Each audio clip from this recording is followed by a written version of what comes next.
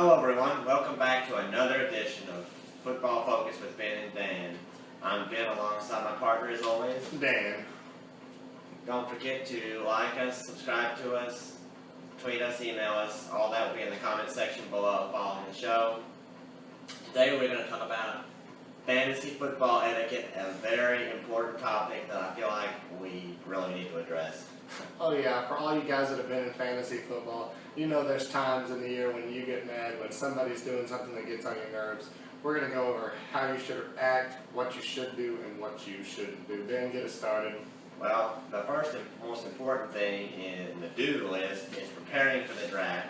Let me tell you guys, if you're going in there and you're going to draft and you're just going to diddly-dally around and pick guys that you think you've heard their names, then you're going to come out with a really bad record.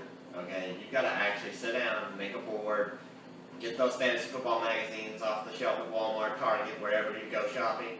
You got to read those things, you got to look, you got to do your research, get your background information, and you can have a solid draft. Oh yeah, guys. The draft is the funnest time of the year for fantasy football. You only get to do it once for each league, and if you mess it up, you mess up the whole year.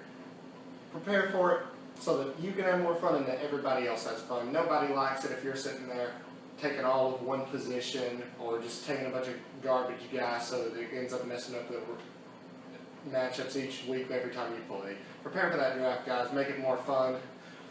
That brings us to our second one. Another do. You got to take risks if you want to have fun in fantasy football. Oh, yeah. If you got your boy on your draft board and you don't think you can get him one round later, who cares if you grab someone a little early, as long as it's within reason. That doesn't mean you go off and you take someone like Antonio Brown with the #1 overall pick.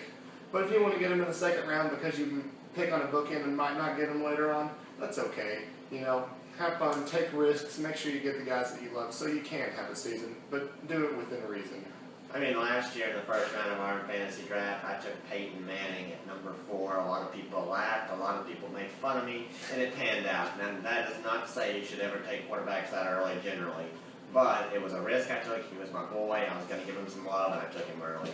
Another thing we should do is really bad trades are going to happen, okay? Or people are going to try to make really dumb trades.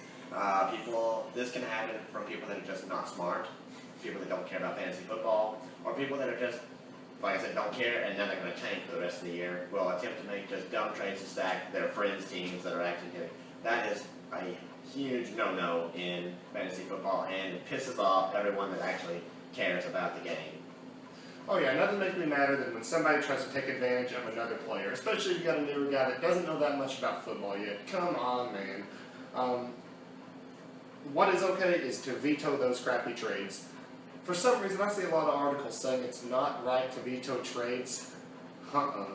If you see a trade and somebody's trying to pull a Cam Newton for a Nile Davis, we love Nile, but holy cow, no.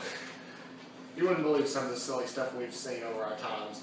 I think last year C.J. Spiller was a first-round pick, and we had somebody trying to trade him and Jamal Charles for Reggie Bush. That's ridiculous.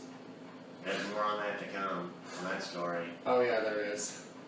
But anyway, the fourth thing that you got to do in fantasy football is monitor the waiver wire. If you want to have a long-lasting, substantial winning fantasy season, you got to stay on that waiver wire. Guys are going to go down by injuries. Guys are going to have bye weeks. Guys are going to get hot that you weren't expecting before the season. Make sure every week, on a week-to-week basis, check those waiver wires, put your claims in. If you let one person take advantage of waiver wires all the years and nobody else does it, that person's probably going to end up winning that league. A couple of years ago, I was having a very bad fantasy season, so I was getting a little bit higher waiver spot due to the record. I got Bryce Brown and I got Denario Alexander. Denario Alexander was actually a guy that I picked up 5 minutes before his game started on a Thursday night, and he went out and ended up having one for the rest of the year. Had a great season. Ended up being a guy that everybody thought was going to be somebody then, and then he ended up getting injured again. That doesn't surprise a lot of people. And then Bryce Brown was the other guy that I took, but I think I just mentioned him. Oh yeah, for sure. And our fifth do is love starts. You got to start your boys in fantasy football. Fantasy football, lo and behold, at the end of the day, is about having fun. You want to win, you want to do good, you want to keep it competitive, but you got to have fun. And that means giving your boys some starts. Even if it's tough, even if you got a little bit more studly of a guy. Say, for example, Carson Palmer is one of my boys. Well, he's not starting in most fantasy leagues, but say I grab my starter, Tom Brady. He's having a little bit of a tough matchup against the Jets, against the Dolphins, a couple teams with pretty good secondaries, as well as a tough division game. Well, my boy Carson, he's going up against, let's say, last year's, who had a bad defense in the secondary? I'm drawing a huge blank here. Jacksonville, that's a good one. Let's say Carson's going up against Jacksonville. Well, I'm going to give my boys some love. And you have to too. If you want to have fun, you're going to start your boys. Oh yeah, definitely. I'm going to give Tannehill a couple starts this year because I will get him in this draft at some point. Just a matter of when, definitely. Now we're going to move over to the don'ts. Oh yeah. And these are more important than the do's, let me tell you. Number one is, on draft day, you have no excuse as to why you are not at a table with a laptop with internet drafting. There is no reason why you are auto drafting on draft day. Nothing burns me up more than auto drafting. I hate when I have to wait the whole minute and 30 seconds for that thing to tick, and then I know that person is not in the draft room, I know they're not drafting. Auto draft is a way to totally mess up an entire fantasy draft and ruin a fantasy season for everyone. Oh yeah. It seems like every single freaking year, somebody, at least one person in the league, doesn't end up making it to draft and has a terrible excuse. We always plan, and from my knowledge, most drafts always plan their draft ahead at least a couple weeks. We always have a set date and time every year that everyone agrees on.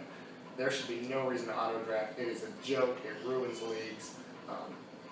It always picks based on rankings. Last year we had a guy auto draft. He ended up with like 7 running backs on his roster. That screws up everyone, and it's pathetic. Then it comes around trying to trade, and there's nothing good to trade for. Auto drafting makes me freaking sick. It is a joke. Another thing that makes me mad is when people stop paying attention. The same person that generally auto drafts is the same person that either doesn't pay attention or just stops paying attention altogether. Had a guy last year in that league, his name will remain nameless, but if he's watching, he knows who he is. But, you gotta pay attention. You gotta move guys out. Rob Gronkowski, when he breaks something, cannot stay in the lineup. He is going to put up a 0, and you can find a scratch. 17 weeks of the season.